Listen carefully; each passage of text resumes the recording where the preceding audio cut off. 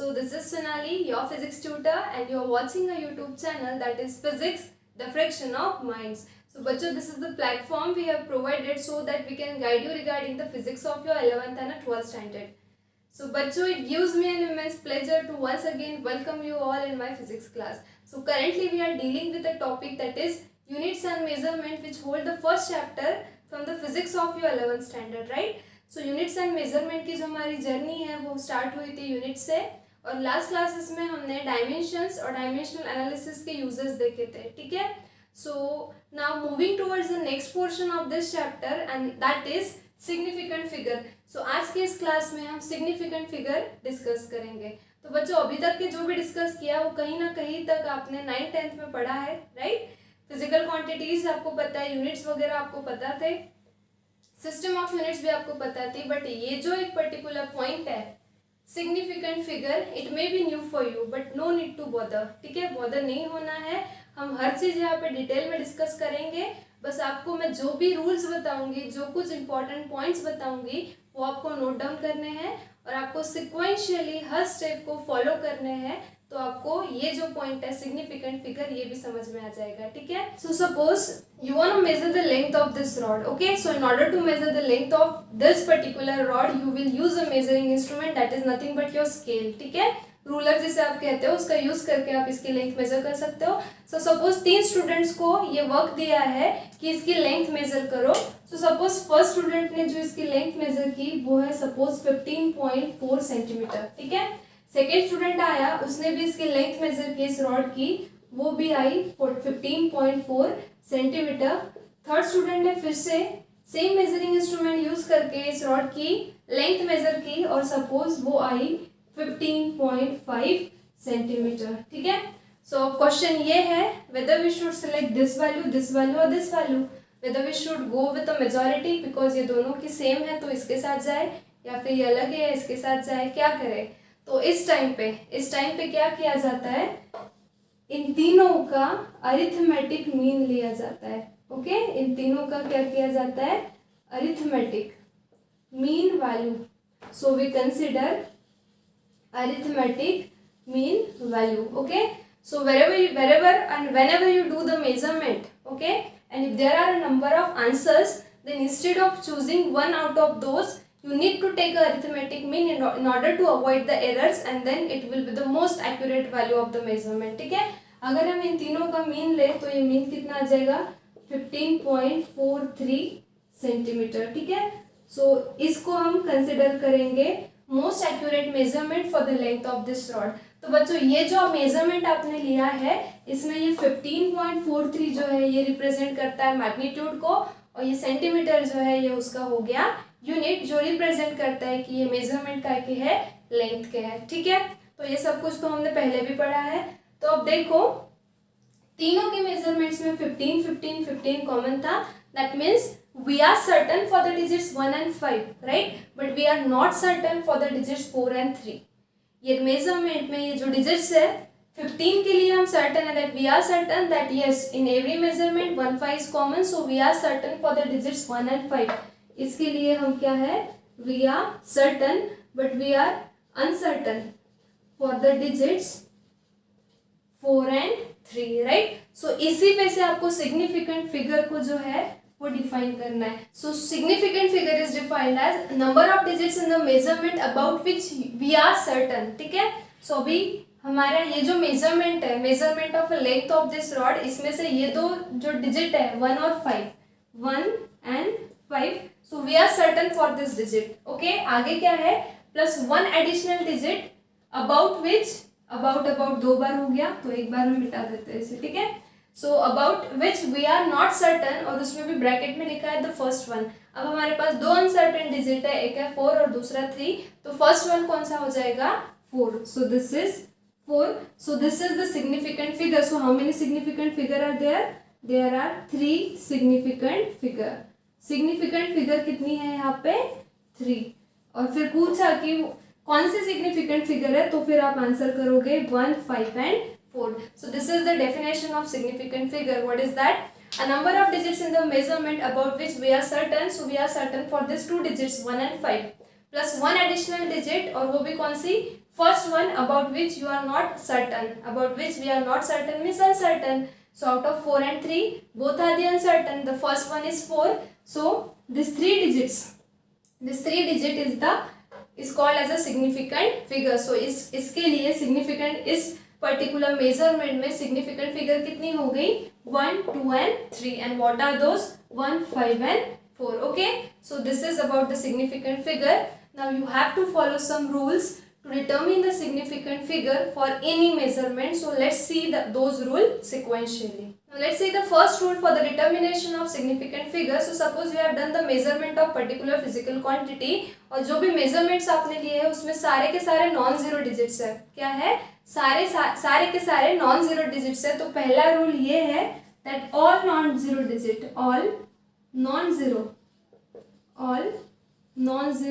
digits are significant.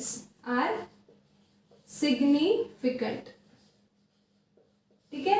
So suppose अब example के तौर पे suppose you have measured the volume of object. ठीक है, एग्जाम्पल लेते हैं हम कि आपने कोई ऑब्जेक्ट का क्या किया है, वॉल्यूम मेजर किया है.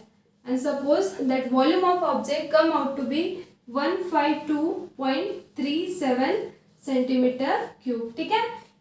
सो इस तरह से आपके पास कोई ऑब्जेक्ट है जिसका वॉल्यूम आपने मेजर किया है और जो वॉल्यूम आपने मेजर किया है वो है इतना 152.37. ऑफ कोर्स वॉल्यूम है तो सेंटीमीटर क्यूब में होगा या फिर मीटर क्यूब में आप कन्वर्ट कर सकते हो. ठीक है, यहाँ पे हमें सिर्फ फिगर से कंसर्न रखना है, not about the unit. Okay, so now here all the digits are non zero. So क्या है पहला रूल हमारा, all non zero digits are significant. तो आपके मेजरमेंट में जितने भी नॉन जीरो डिजिट्स होंगे सारे के सारे क्या होंगे, सिग्निफिकेंट होंगे. तो इस एग्जाम्पल के लिए अगर मैं आपको पूछूं that how many significant figures are there, how many significant figures are there, so what will be your answer.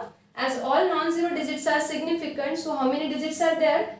There are 5 non-zero digits and all are significant. So how many significant figures are there?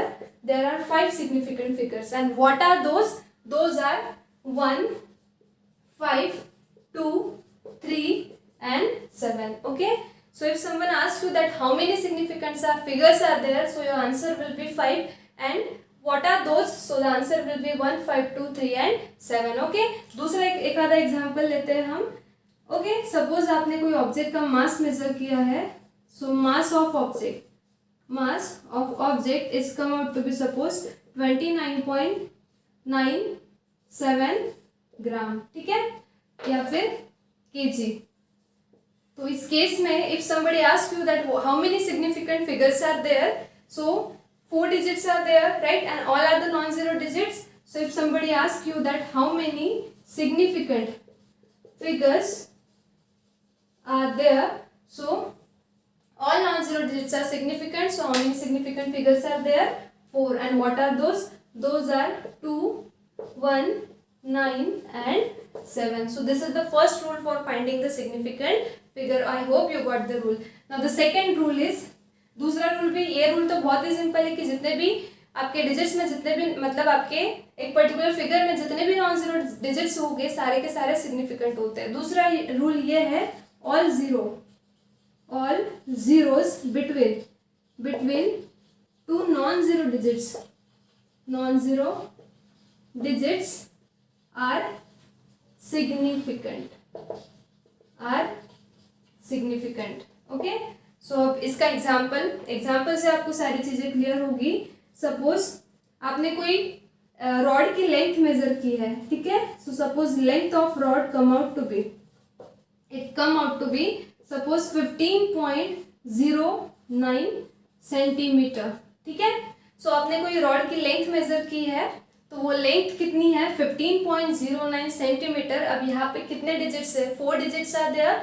सो पहले rule के according all non-zero digits are significant. So 1, 5 and 9 are your non-zero digits. So it will be significant. अब question ये आता है कि ये zero significant है या नहीं है. तो बच्चों रूल क्या है हमारा, all zeros between two non-zero digits are significant. ठीक है, तो तो ये 0 जो है ये दो नॉन जीरो डिजिट के बीच में है, दो non zero digits are 5 and 9। तो दो नॉन जीरो डिजिट्स के बीच में जितने भी जीरोस आएंगे वो सारे के सारे सिग्निफिकेंट होंगे, मतलब ये 0 भी क्या है आपका सिग्निफिकेंट डिजिट है। तो अगर मुझे कोई पूछे यहाँ पे that how many significant figures are there, so आपका आंसर क्या होगा, ये 3 जो है ये तो नॉन जीरो डिजिट है, ये सिग्निफिकेंट है ही, और ये 0 जो है वो दो नॉन जीरो डिजिट के बीच में है तो वो भी सिग्निफिकेंट होगा। So how many significant figures are there, 4 significant figures are there, and what are those? It is 1, 5, 0 and 9. Clear? Next example और ले लेते हैं हम। ये पहला एग्जाम्पल, सपोज फिर से आपने क्या किया, कोई मेजरमेंट लिया, आप डायरेक्टली नंबर के फॉर्म में ही लिखती हूँ मैं। सपोज जो आंसर आया वो आया 15.0309, ठीक है। सपोज मास मेजर किया था तो वो केजी में है। Okay, so how many digits are there, there are 6 digits. अब पहले रूल के according all non-zero digits are significant, so 1, 5, 3 and 9 these are all significant digits, and according to the second rule all zeros between two non-zero digits are significant। अब ये 0 5 और 3 के बीच में है, ये 0 3 और 9 के बीच में है, so obviously ये दो 0 भी क्या हो जाएंगे significant according to the second rule। so if somebody asks me that how many significant figures are there, so directly कितनी significant figures यहाँ पे होगी, 6, right? and what are those? It is 1, 5, 0, 3, 0, 9, ठीक है। अब यहाँ पे ऐसा नहीं है कि दो 0 है तो हम एक को ही कंसिडर करते हैं, दोनों जीरोस जो है वो अलग अलग नॉन जीरो डिजिट के बीच में है तो दोनों भी सिग्निफिकेंट है, तो आपको दोनों कंसिडर करना होगा। So number of significant figure will be 6। Clear? Now let's see the third rule. Third rule क्या कहता है, if your number is less than 1, if number is less than 1 then all zeros, then all zero एक भी हो सकता है, एक से ज़्यादा भी हो सकता है। सो अगर आपकी नंबर एक से कम है सो ऑब्वियसली डेसिमल पॉइंट के फॉर्म में ही होगी, एक से कम है मतलब 0 पॉइंट समथिंग होगी, सो पॉइंट है मतलब decimal point is there, right. So if number is less than 1 then all zero और zeros at left and right of decimal point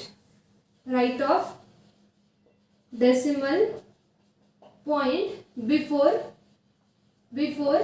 first non-zero digits are not significant। Her zero significant नहीं होता है करके हम rule से discuss कर रहे हैं। अगर कोई जीरो दो नॉन जीरो डिजिट्स के बीच में है तो वो 100% सिग्निफिकेंट होगा, बट हर केस में आपका जीरो सिग्निफिकेंट नहीं हो सकता। तो अब थर्ड रूल से आपके और कॉन्सेप्ट्स क्लियर हो गए।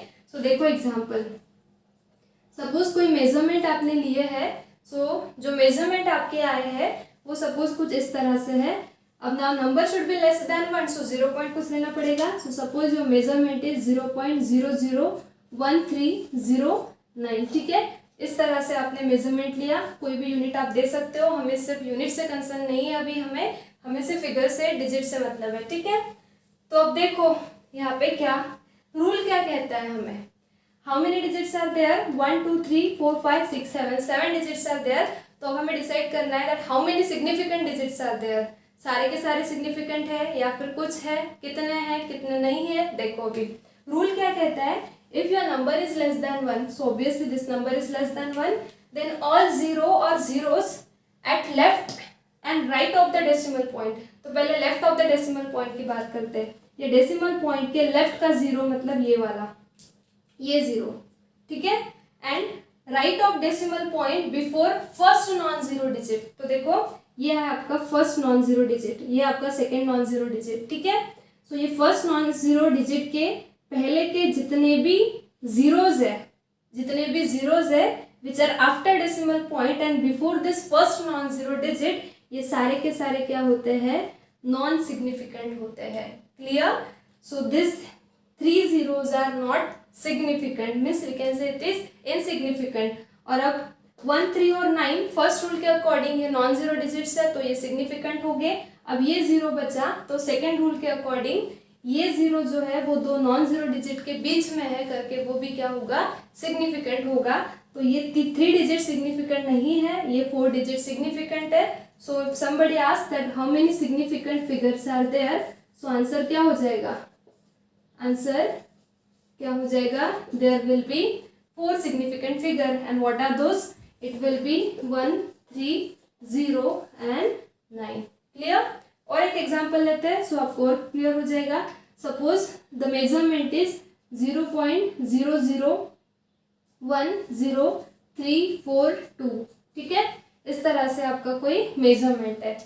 सो अगर इस मेजरमेंट के लिए आपको पूछा गया that how many significant figures are there, how many significant figures are there, ठीक है। सो रूल्स लगाओ, डेसिमल पॉइंट के लेफ्ट में जो जीरो होगा वो इनसिग्निफिकेंट है, डेसिमल पॉइंट के राइट में but before the first non zero digit जितने भी जीरोज हो गए वो सारे इनसिग्निफिकेंट है। अब बची ये डिजिट्स, तो 1, 3, 4, 2 नॉन जीरो डिजिट्स है, सिग्निफिकेंट हो गए। और ये जो जीरो है ये दो नॉन जीरो डिजिट के बीच में है, ये भी सिग्निफिकेंट होगा।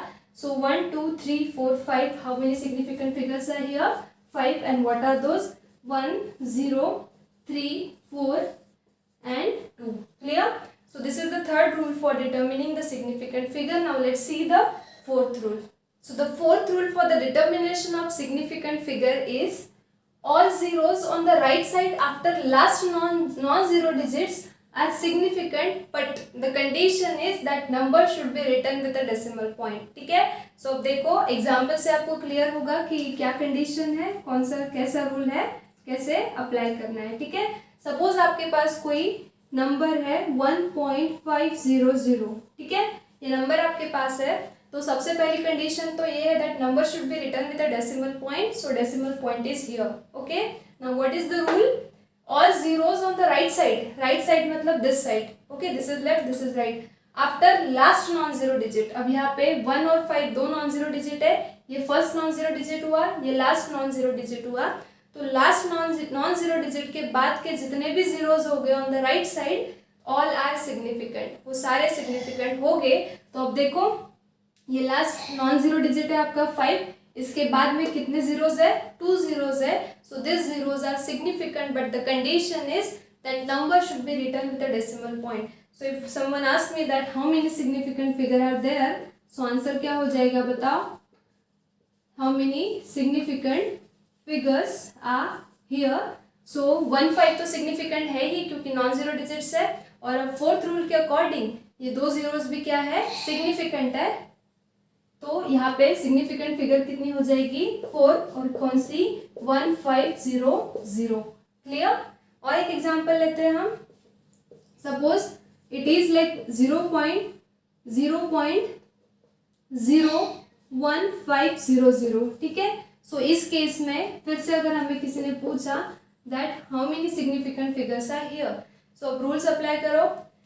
1 और 5 नॉन जीरो डिजिट्स है तो ये दोनों सिग्निफिकेंट है। थर्ड रूल में हमने देखा था कि डेसिमल पॉइंट के लेफ्ट में और डेसिमल पॉइंट के राइट में before the first non zero digit जितने भी जीरोस हो गए ये सारे क्या होते हैं, इनसिग्निफिकेंट होते हैं, राइट। और फोर्थ रूल के according if the number contains a decimal point, so जितने भी जीरोस हो गए on the right side but कब, after the last non zero digit, this is your last non zero digit. So इसके बाद के जितने भी जीरोस है सारे क्या हो गए, सिग्निफिकेंट हो गए। So how many significant figures are here, 1500। So again here 4 significant figure 1500, okay. So this is the fourth rule. Now let's see the fifth rule. Rule वही है बट कंडीशन ये है कि all zeros on right side after last non-zero digit, after last non-zero digit are not significant or insignificant, are not significant, okay. And the condition is if number is written without decimal point,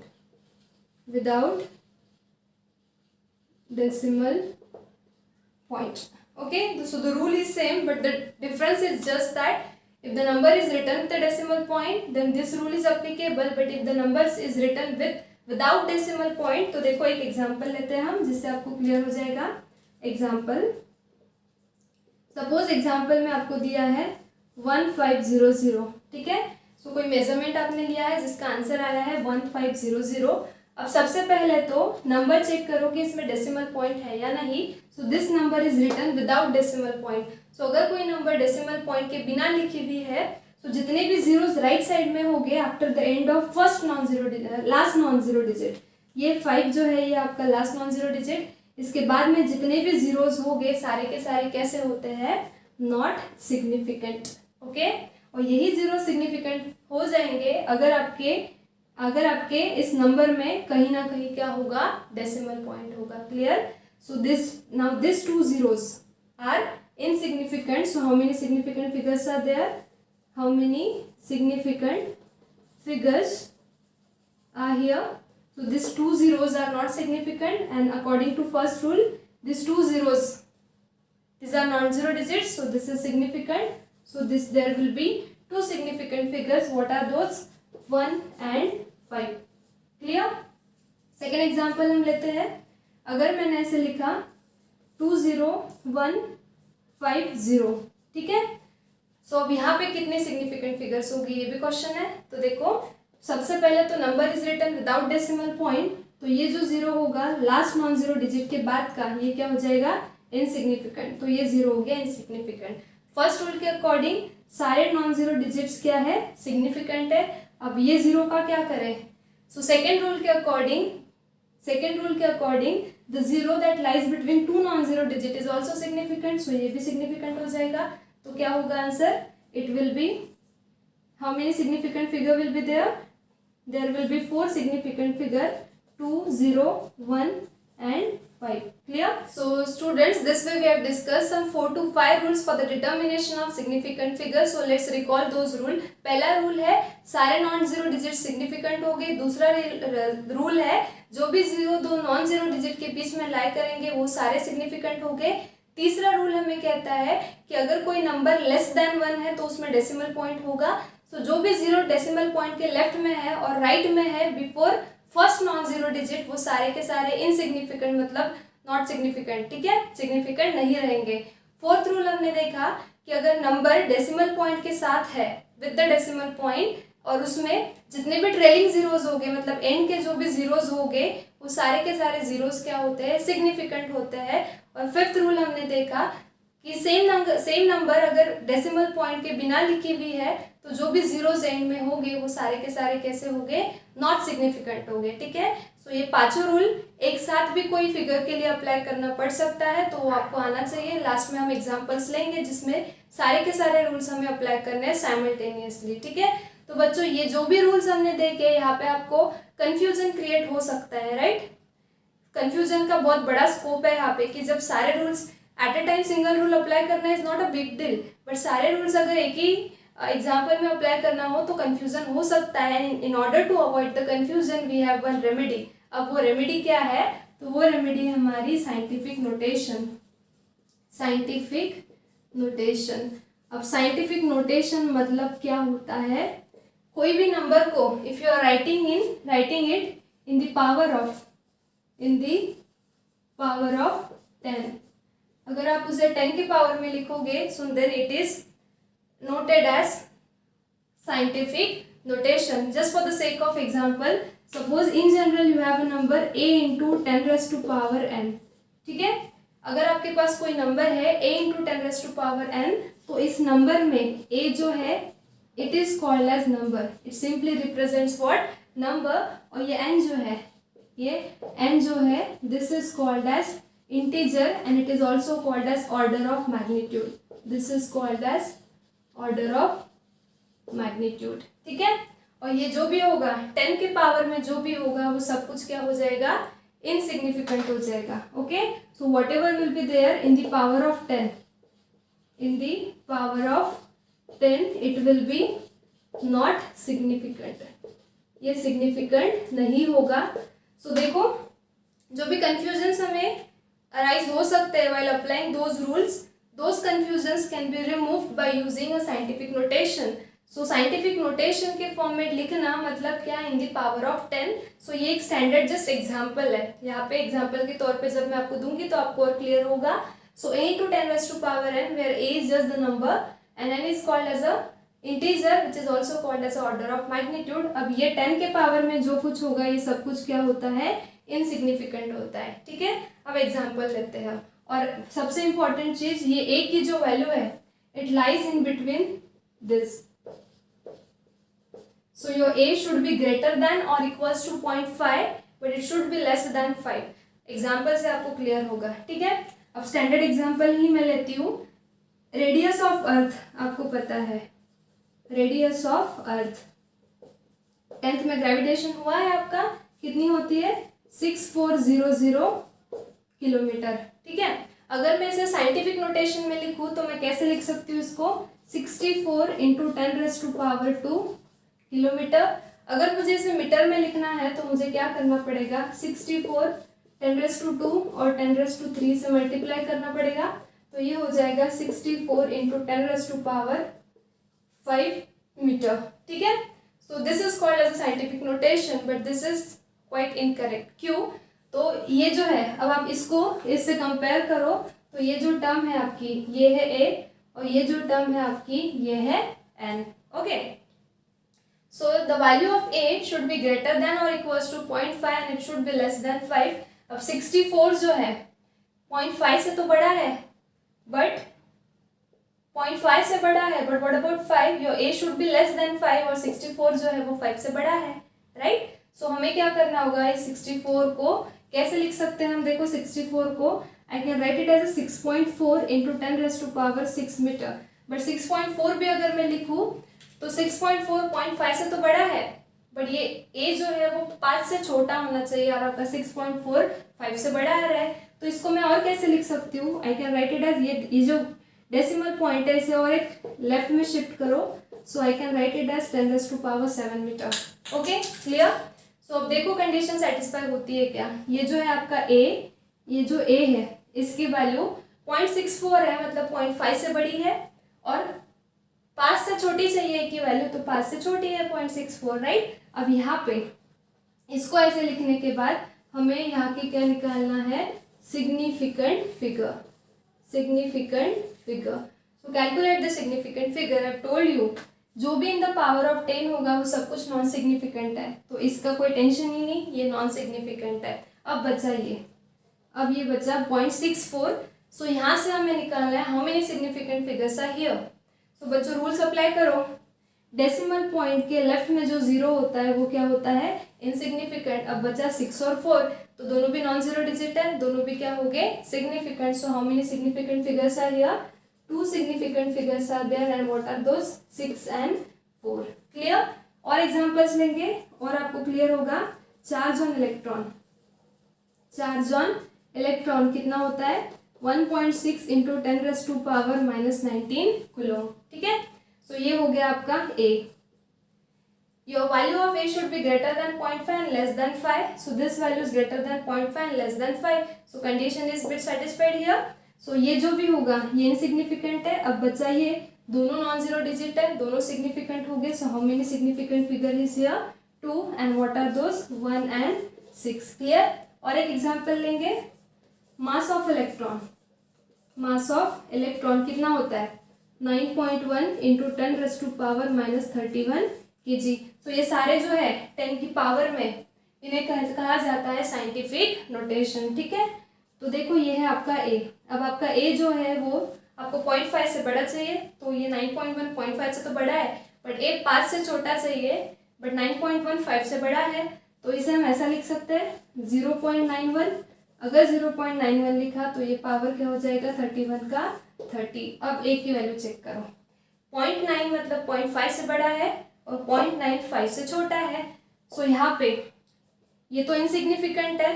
अब about this, so decimal point के left का 0 भी क्या है, insignificant है और 9 और 1 दोनों नॉन जीरो डिजिट्स है. So how many significant figures will be here, 2 and what are those, 9 and 1. Clear. एक और एग्जांपल लेते हैं, speed of light.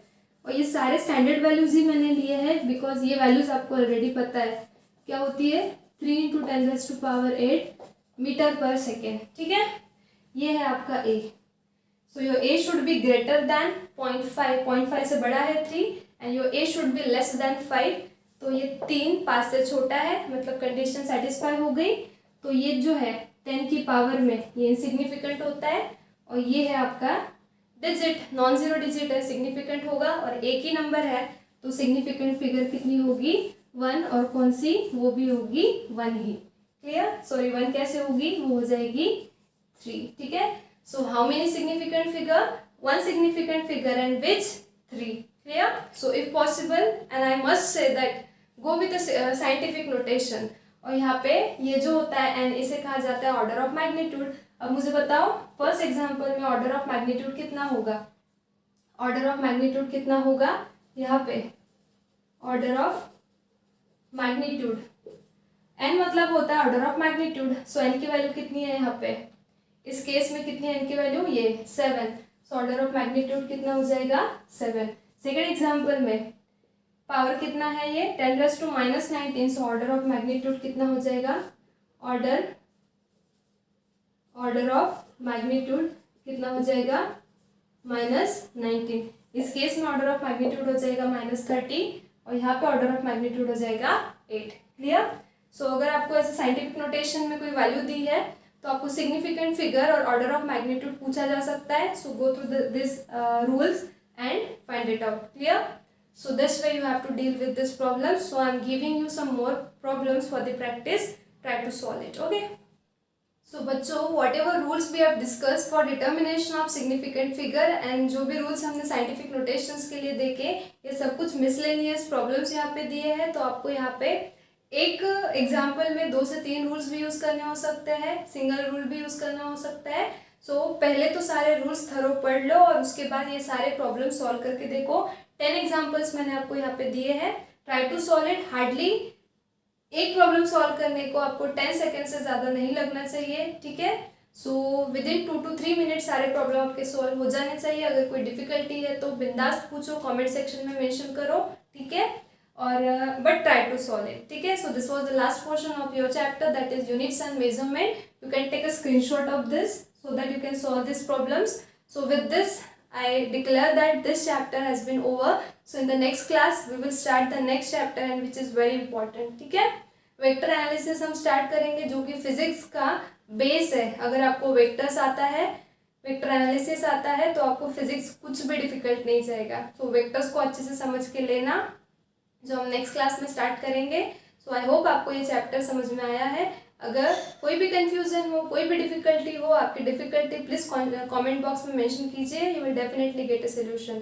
So with this chapter is over. So we will meet in a next class with the next point. Till then, stay studious, stay curious. Thank you.